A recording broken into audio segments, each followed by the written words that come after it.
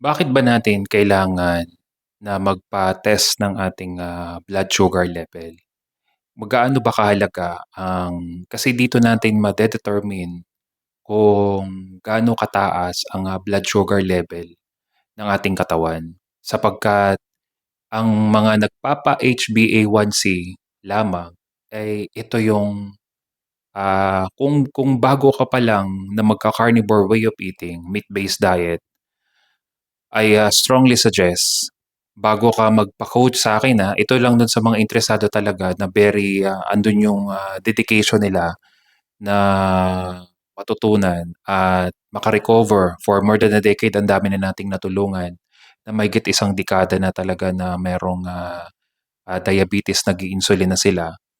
I strongly suggest para makita natin yung, pinaka the best result, magpa-HbA1c ka na before ka mag-carnivore way of eating. Then 90 to 120 days, magpa-HbA1c ka na uli. Yan yung, ko.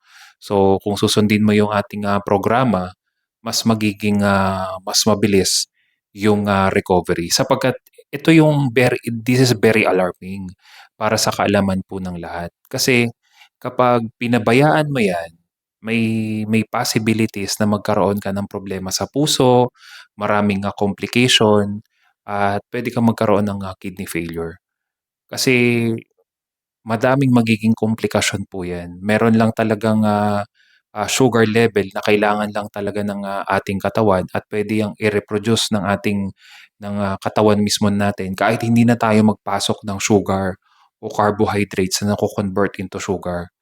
Lagi niyo po tatandaan kapag yung, energy level ng ating katawan, stable siya talaga kapag, karne talaga ang kinakain natin. Sapagkat kapag hindi protein agad ang kinain mo early in the morning at tinapay o pansit agad ang kinain mo, magke-crave ka talaga at babagsak agad yung magugutom ka kaagad. You will ask for more sapagkat yung nutrients na kailangan ng katawan mo hindi mo agad naibigay sa katawan po ninyo.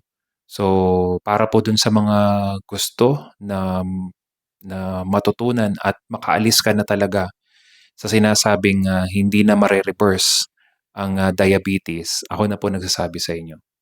Before po kayo magsimula sa carnivore way of eating, magpa-HbA1c ka na muna. Then after 90 to 120 days, I challenge you po, masosorpresa ka kung susundin mo yung kumpletong programa natin sa loob ng ating community. God bless everyone.